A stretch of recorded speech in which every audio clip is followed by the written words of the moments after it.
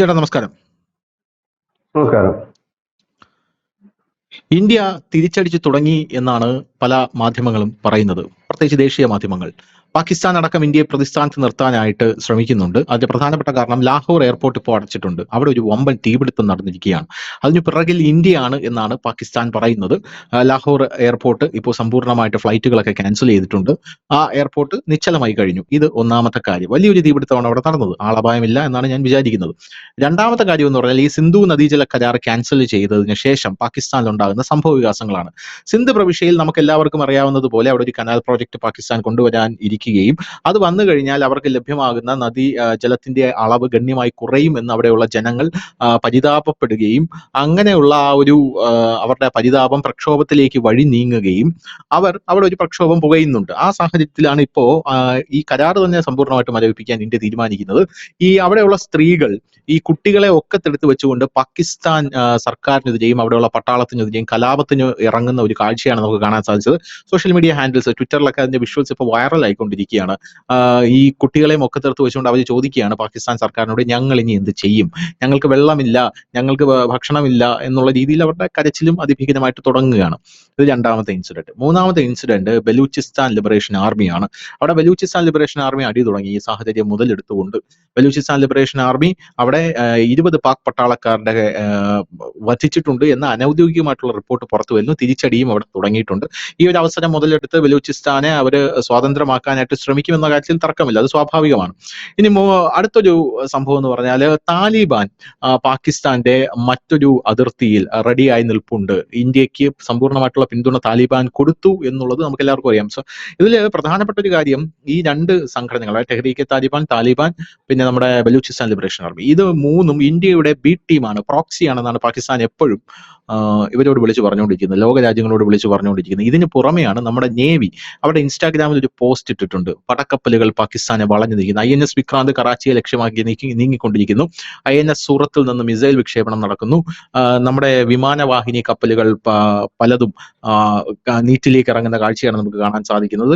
അപ്പോൾ ഇതെല്ലാം, അതായത് പാകിസ്ഥാൻ സമ്പൂർണ്ണമായിട്ട് പല ഭാഗത്തു നിന്നും നയതന്ത്രപരമായിട്ടും ആഭ്യന്തര ശത്രുക്കളാലും പാകിസ്ഥാനെ വളയുന്ന, സിന്ധു പ്രവിശ്യ നോക്കിക്കഴിഞ്ഞാൽ കലാപം, ബലൂചിസ്ഥാൻ മേഖലയെ നോക്കിക്കഴിഞ്ഞാൽ കലാപം, പാക് അഫ്ഗാനിസ്ഥാൻ അതിർത്തിയിൽ നോക്കിക്കഴിഞ്ഞാൽ അവിടെ താലിബാൻ റെഡിയായിട്ട് നിൽക്കുന്നു, പാക് അധീന കശ്മീരി നോക്കിക്കഴിഞ്ഞാൽ അവിടെ പ്രക്ഷോഭം, അങ്ങനെ സകല സ്ഥലങ്ങളിൽ നിന്നും പാകിസ്ഥാന് വമ്പൻ തിരിച്ചടി. അതിന്റെ പിറകിലാണ് ഈ ഇന്ത്യയുടെ ഒരു വലിയ തിരിച്ചടി പാകിസ്ഥാൻ ഇപ്പോൾ പ്രതീക്ഷിച്ചു കൊണ്ടിരിക്കുന്നത്. ഒരു യുദ്ധത്തിലേക്ക് നീങ്ങുമെന്ന് പ്രതീക്ഷിച്ചിട്ടായിരിക്കണം പാകിസ്ഥാൻ അതിർത്തിയിൽ ആണവ പോർമുനകൾ വിന്യസിക്കുന്നുണ്ട്.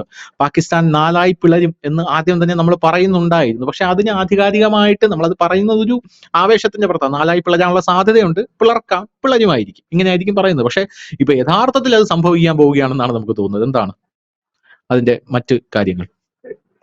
ഈ സ്വാതന്ത്ര്യാനന്തരം പാകിസ്ഥാനിന്റെ ഒരു രീതി നമ്മളെ ഇന്ത്യയെ ഇഞ്ചിഞ്ചായിട്ട് വേദനിപ്പിക്കുക എന്നൊരു രീതിയായിരുന്നു. ഇപ്പോ നമുക്ക് പലർക്കും ഇപ്പൊ നരേന്ദ്രമോദി വന്നതിന് ശേഷമുള്ള ഭീകരാക്രമണം ഒക്കെ ഓർമ്മയിലുണ്ടാകും. അതിനു മുമ്പൊക്കെ നമ്മൾ അനുഭവിച്ച ഭീകരാക്രമണത്തിന് കയ്യും കണക്കുമില്ല. മുമ്പേ ഭീകരാക്രമണം അടക്കം, അതായത് പാകിസ്ഥാൻ മുൻകാലങ്ങളിൽ നമ്മളെ ചെയ്തുകൊണ്ടിരുന്നത് നമ്മളെ നേരിട്ട് ആക്രമിക്കുന്നതിന് പകരം അവർ ഇതിനൊക്കെയുള്ള ഭീകര സംഘടനകളെ വളർത്തിക്കൊണ്ടുവരിക, ഇഞ്ചിഞ്ചായി അവിടെ ഇവിടെയൊക്കെ ജനങ്ങളെ വെടിവെച്ചു കൊല്ലുക, രാജ്യത്ത് അരക്ഷിതാവസ്ഥ സൃഷ്ടിക്കുക, ഒപ്പം തന്നെ തീവ്ര ഇസ്ലാമിസ്റ്റുകളെ വളർത്തിക്കൊണ്ടുവരിക, അവരുടേതായിട്ടുള്ള സംഘടനകളെ വളർത്തിക്കൊണ്ടുവരിക, അതിന് ഫണ്ട് ചെയ്യുക, അങ്ങനെ ഇഞ്ചിഞ്ചായി ഇന്ത്യയെ കൊന്നുകൊണ്ടിരിക്കുക. പക്ഷെ കഴിഞ്ഞ ഒരു 6-7 വർഷമായിട്ട് ഈ കഥകളെല്ലാം ഇപ്പോൾ നടക്കുന്നത് പാകിസ്ഥാനിലാണ്. കാരണം ഇന്ത്യ ആണോ അല്ലയോ എന്ന് നമുക്കറിയില്ല. എന്തായിരുന്നു പാകിസ്ഥാൻ ഇതുവരെ ഇന്ത്യയോട് ചെയ്തിരുന്നത് അതേ കഥയാണ് ഇപ്പോൾ പാകിസ്ഥാൻ നടക്കുന്നത്. ആ രാജ്യം ആഭ്യന്തര കലാപത്താൽ ഭയങ്കരമായിട്ട് ബുദ്ധിമുട്ടുന്നു. പിന്നെ അവിടെ മുമ്പ് ഇന്ത്യക്കാരൻ എവിടെങ്കിലും ബോംബ് പൊട്ടുപോയെന്ന് ഭയന്നിരുന്ന കാലമുണ്ടായിരുന്നു ഇന്ത്യയിൽ. ഇന്ന് അതുപോലെയാണ് പാകിസ്ഥാൻകാരൻ എതുവഴി പോയാലാണ് ബോംബ് പൊട്ടാതിരിക്കുക എന്ന് നോക്കുന്ന ഒരു അവസ്ഥയിലേക്ക് അവൻ എത്തിയിരിക്കുന്നു കഴിഞ്ഞ കുറെ കാലമായിട്ട്. അവിടെ ഒരുപക്ഷെ ഈ സിവിലിയന്മാരെക്കാൾ കൂടുതൽ ഭയക്കുന്ന പാകിസ്ഥാൻകാരാണ്. ഈ ബലൂചിസ്ഥാൻ കുറച്ചാൾ മുമ്പ് ഒരു വാർത്ത ഉണ്ടായിരുന്നു, ഈ ബലൂചിസ്ഥാനിലേക്ക് ഡ്യൂട്ടിക്ക് പോകാൻ പാക് ഉദ്യോഗസ്ഥന്മാർ തയ്യാറാകുന്നില്ല എന്നൊരു വാർത്ത. അതും എല്ലാം കൂടെ കൊണ്ടാണ് ഈ മുനീറിനെതിരെ, നമ്മൾ ഇന്നലെ ചർച്ചയിൽ പറഞ്ഞിരുന്നു, മുനീറിനെതിരെ അവിടുത്തെ യുവ സൈനിക ഓഫീസർമാർ രംഗത്തെത്തിയിട്ടുണ്ട്. അതിനൊരു കാരണം ഇതാണ്, അദ്ദേഹത്തിന് ഇഷ്ടമല്ലാത്തവരെയൊക്കെ ബലൂചിസ്ഥാനിൽ ഡ്യൂട്ടിക്കായിട്ട് അപ്പോയിന്റ് ചെയ്യുന്നു എന്നുള്ള ഇതിലാണ് പറഞ്ഞത്. അപ്പം ഇങ്ങനത്തെ ഒരു അവസ്ഥയിലൂടെ പാകിസ്ഥാൻ കടന്നു കയറുന്നു. ഇവിടെ ശ്രദ്ധിക്കേണ്ടതായ ഒരു വിഷയമുണ്ട്. കഴിഞ്ഞ ദിവസം എനിക്ക് തോന്നുന്നു മിനിഞ്ഞാന്നാണ് എന്ന് തോന്നുന്നു, ബലൂചിസ്ഥാന്റെ ചില നേതാക്കളുടെ ഒരു വാർത്താ സമ്മേളനം ഒരു പാക് പ്രാദേശിക ഓൺലൈൻ പുറത്തുവിട്ടിട്ടുണ്ടായിരുന്നു. വീഡിയോ ആണ്.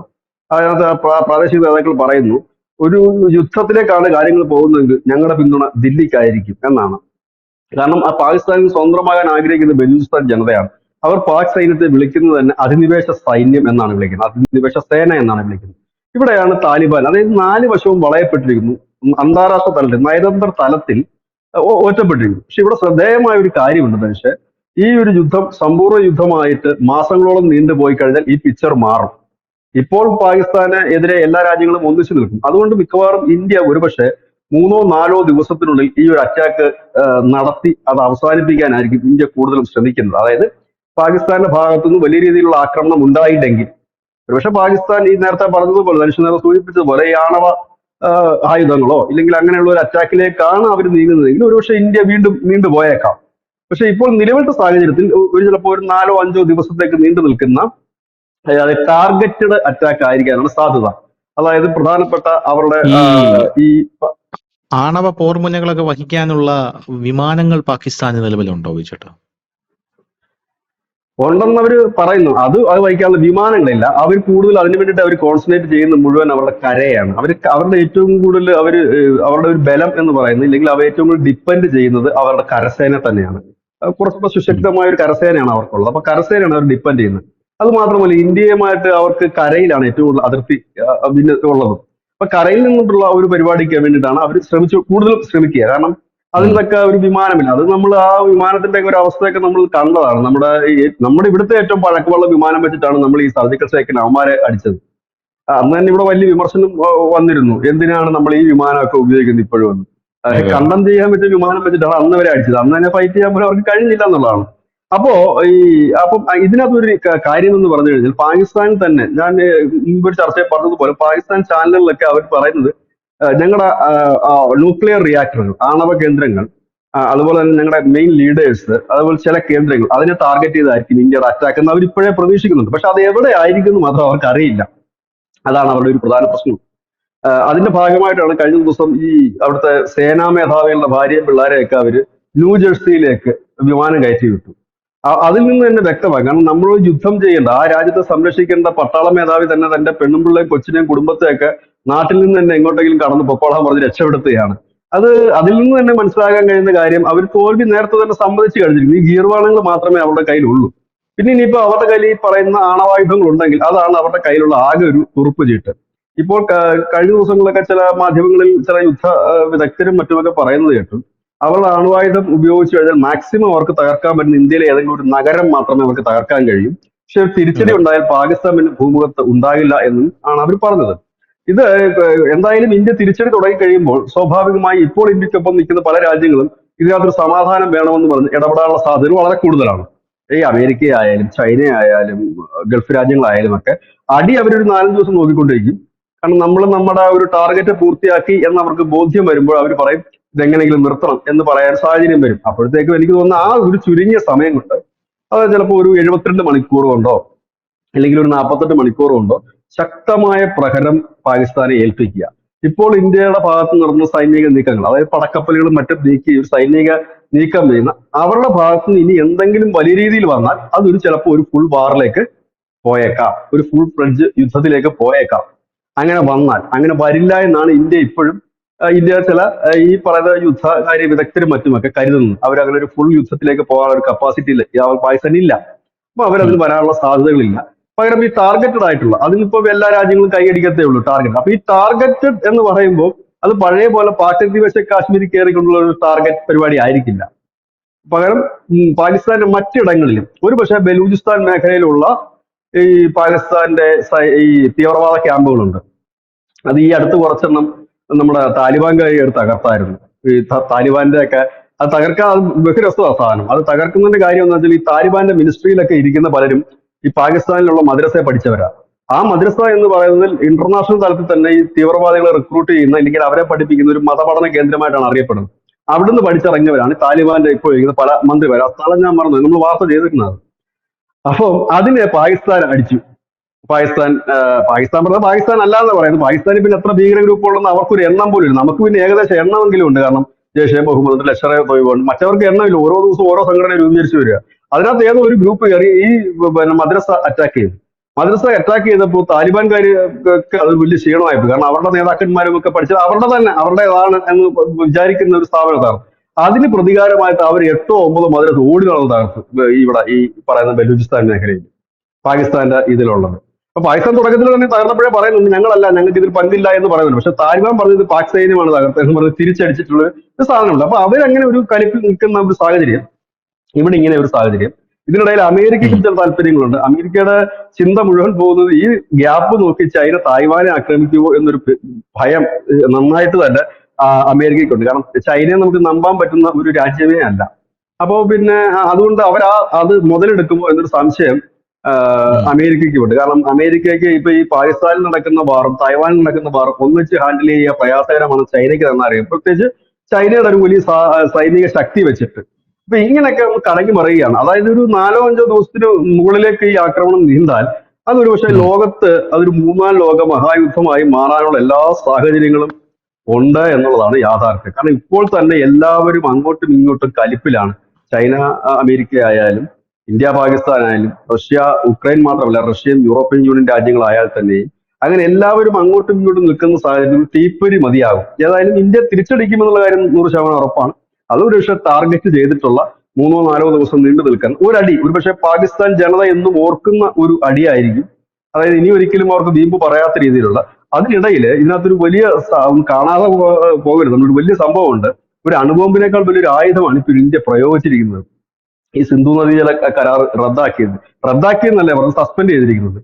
ഇപ്പോൾ തന്നെ ഇപ്പൊ നേരത്തെ ധനുഷ് സൂചിപ്പിച്ചാണെങ്കിൽ അവിടെ പ്രക്ഷോഭം തുടങ്ങിക്കഴിഞ്ഞിരിക്കുന്നു. ഇനി അല്പം കൂടെ കഴിഞ്ഞാൽ ഒരു മാസം കൂടെ കഴിഞ്ഞാൽ അവിടെ കുടിവെള്ളം പോലും കിട്ടാത്ത സാഹചര്യത്തിലേക്ക് അവർ പോകും. നമുക്ക് അറിയാൻ കഴിയുന്ന 5% വെള്ളം കുറഞ്ഞാൽ പോലും, അതായത് സിന്ധു നദിയിൽ നിന്ന് വരുന്ന ഈ ജലത്തിന്റെ അളവ് ഒരു 5% കുറഞ്ഞാൽ പോലും വളരെ എഫക്ട് ചെയ്യും. പ്രത്യേകിച്ച് ഈ പഞ്ചാബ് മേഖലയിൽ, പാക് പഞ്ചാബ് മേഖലയിൽ അത് എഫക്ട് ചെയ്യും. അത് വലിയൊരു എതിർപ്പിന് കാരണമായി വരും. ഇപ്പൊ ഇന്ത്യ ചെയ്യുന്ന അതാണ്. എന്താണോ ഇന്ത്യക്കാർ നാളിതുവരെ ഈ പാകിസ്ഥാൻകാർ നമ്മളോട് ചെയ്തുകൊണ്ടിരുന്നത്, നമ്മൾ അനുഭവിച്ചുകൊണ്ടിരുന്നത്. മുൻകാലങ്ങളിലൊക്കെ എന്ന് വെച്ചാൽ ഏതെങ്കിലും ക്ഷേത്രത്തിലോ ഉത്സവത്തിലോ പോകാൻ കഴിയാത്ത സാഹചര്യമായിരുന്നു. വലിയ ആഘോഷങ്ങൾ നടക്കുമ്പോൾ ദീപാവലിക്ക് ബോംബ് പൊട്ടും, ഹോളിക്ക് ബോംബ് പൊട്ടും, റോഡിൽ കൂടെ പോകാൻ പറ്റില്ല, കാർ ബോംബ് പൊട്ടുന്നു.